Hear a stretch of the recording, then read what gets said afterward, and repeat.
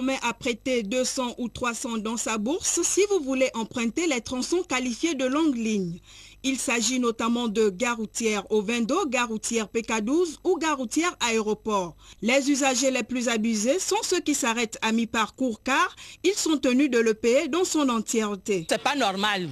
Nous ne pouvons pas payer une destination à 100, qui était de 100 francs à 300 francs. Nous ne pouvons pas. C'est trop. En ce moment-là, il faut avoir 1000 francs, 2000. Le taxi, chaque arrêt 200, chaque arrêt 200. Obligé parce que il n'y a aucun taxi qui peut accepter de nous emmener là-bas. Peut-être vous descendez à Aïe, on va vous obliger 500 francs ou bien 300 francs. Vous êtes obligé de descendre par là et donner 500. Et le président du syndicat des transporteurs terrestres, Jean-Robert Meignier, de donner des explications. La question de l'augmentation des prix au niveau des transports terrestres urbains relève de la problématique que nous avons aujourd'hui sur les coûts de transport. Ça veut dire que les charges ont augmenté de manière exponentielle.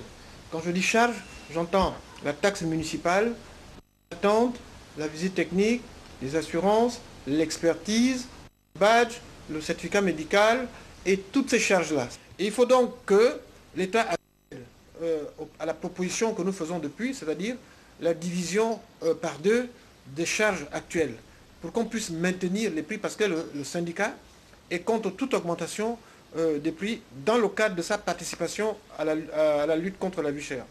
Cette hausse illicite des prix du transport urbain porte un terrible préjudice aux riverains qui déjà se plaignent de la cherté de la vie depuis un certain temps. Un peu comme pour la disparition jamais prouvée des sexes, la société gabonaise est à nouveau plongée dans une peur bleue de décrocher les téléphones à partir de certains numéros de téléphonie mobile au risque de mourir le lendemain. Vrai ou faux? L'enquête est signée Vivine Ovadang, Jean de Dieu Mambondo de la rédaction. Répondre à un appel, surtout venant d'un numéro inconnu ou non répertorié, crée actuellement une véritable peur chez nombre de Gabonais. À l'origine de cet état de choses, des coups de fil anonymes annonçant une mort imminente. 07 51 59 56, 04 18 61 52 ou encore le 05 81 88 66 sont quelques-uns de ces numéros. Là, la personne appelée, il dit voilà, il appelle. C'est passé, ça passe. Il dit non, il ne répond pas. L'appel est passé. Là, il dit il peut me faire 1 heure, ça passe. C'est pas la première fois que la personne appelle. Ma fille m'a fait un message, il m'a annoncé qu'il y a un numéro qui commence par un 04 ou bien 07 qui a pas gentil a eu de mort. Cette situation qui défraie la chronique ne va pas sans conséquences sur les populations. Lorsqu'on reçoit un coup de fil qui engendre ou dans lequel on vous annonce la mort, il faut savoir que ça peut causer ce qu'on appelle l'angoisse, l'anxiété, une psychose. Si vous êtes nerveux, il faut savoir que ce coup de fil va vous pousser à casser tout. C'est-à-dire que vous allez devenir nerveux, même à votre lieu de travail, même là où vous vous trouvez, même si vous êtes en train de... Surtout que si vous êtes en train de conduire, ça peut entraîner un accident. Si vous êtes toujours angoissé, il faut savoir que le cœur va battre vite, donc le rythme cardiaque va changer. C'est ce qui peut entraîner parfois l'AVC dont j'ai parlé. Que font les maisons de téléphonie mobile concernées pour remédier à cette situation? Quel sera le sort réservé aux personnes ayant été marquées par cette psychose? Malheureusement, ces interrogations resteront, sinon pour le moment, sans réponse du fait de l'indisponibilité des maisons de téléphonie mobile malgré nos efforts consentis. Et puis les familles qui se préparent justement à envoyer leurs enfants, qui dans les établissements d'enseignement supérieur, qui dans les établissements d'enseignement secondaire ou primaire. Nous recevons sur ce plateau M. Bentager Anouar. Bonsoir. Bonsoir. Vous êtes donc le directeur marketing, ou responsable marketing de l'université Uniapolis, donc l'université internationale d'Agadir au Maroc. Oui. Vous venez donc séjourner pour la seconde fois. Oui. Alors présentez-nous, si vous voulez bien, la structure. Merci. L'Université internationale d'Agadir, Universiapolis, c'est la première université qui a été accréditée officiellement par l'État marocain. Cette université est constituée aujourd'hui d'une faculté de gestion, ISIAM, une école polytechnique privée d'Agadir qui enseigne l'ingénierie par excellence, l'école supérieure de tourisme et l'école supérieure des sciences humaines et communication. Cette université, elle est étalée sur une superficie de 7 hectares, à savoir les écoles et la faculté de gestion que je viens de citer, mais aussi une résidence universitaire, un centre de recherche, une école doctorale. En plus, cette université, aujourd'hui, elle a des partenariats avec plusieurs partenaires, que ce soit au Canada, en Europe et même en Chine. Quelles sont les conditions de résidence, particulièrement pour les étudiants qui ne sont pas du Maroc? Justement, aujourd'hui, cette université, elle reçoit des étudiants qui proviennent de 17 nationalités d'Afrique. Bien sûr, la condition pour l'acceptation dans les 4 structures que je viens de citer à l'instant, c'est d'avoir son baccalauréat, et puis donc d'intégrer directement l'université. Et puis, bien sûr, favorablement, on a préparé pour ces étudiants la résidence sur place dans le campus. Est-ce que, c'est une dernière question, vous avez déjà des étudiants gabonais? Bien sûr, nous accueillons les étudiants gabonais depuis maintenant une quinzaine d'années. Et actuellement, nous avons presque une 50aine d'étudiants gabonais répartis sur l'école de gestion, la faculté de gestion, l'école polytechnique privée d'Agadir et l'école supérieure de tourisme. Nous recevons d'ailleurs tout à l'heure le directeur de l'école polytechnique de l'université d'Agadir.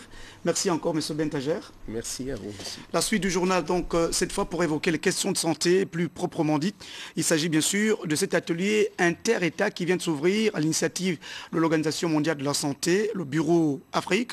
Il s'agit précisément de pouvoir se pencher pour les experts sur notamment l'équité, les droits humains et la planification familiale dans tous les programmes de santé. En réunissant près de 11 pays francophones d'Afrique centrale à cet atelier initié par l'OMS, axé sur l'analyse du genre, de l'équité et des droits de l'homme et de la planification familiale dans les programmes de santé, ces experts en santé ont chacun, à mi-parcours, évalué l'état de la situation dans leur pays. En République centrafricaine, 68% de femmes sont analphabètes.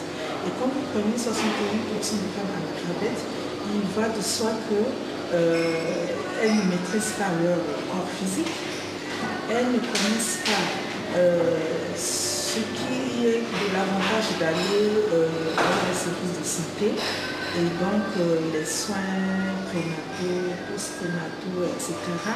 Et donc il est important qu'on réfléchisse sur la question du genre. Dans la stratégie nationale genre, nous avons pris en compte cet aspect de la santé de la reproduction et que nous aimerions que dans la santé de la reproduction, il y ait l'implication de tous, des hommes et des femmes. Nous sommes en train de former les jeunes pour la planification familiale parce que c'est une activité dans laquelle les jeunes doivent être bien formés. Cet atelier, qui aura une durée de 5 jours, donnera la possibilité aux uns et aux autres de renforcer leurs capacités par pays, d'où l'intérêt de définir clairement les termes clés. Les hommes et les femmes ont les mêmes droits, les droits fondamentaux.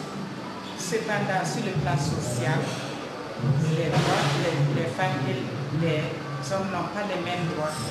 Il y a des inégalités sociales qui sont construites sur la base de notre vécu quotidien, sur la base de nos traditions, de nos croyances. Sûrement, il y a un intérêt à inverser les tendances. Si nous voulons que, sur le plan sanitaire, dans le domaine où je travaille, changer les chiffres en matière de santé, surtout le ratio de mortalité maternelle, et même la mortalité infantile très élevée, l'accès à l'éducation pour pouvoir être au rendez-vous des objectifs du millénaire. En Afrique, nous devions nous focaliser sur ces aspects de genre, d'accès à l'information, d'accès aux services sociaux de base. Parmi les objectifs du millénaire, il faut reconnaître que l'intégration du genre, l'équité, les droits humains et la problématique de la planification familiale dans les politiques des programmes de santé jouent un rôle important.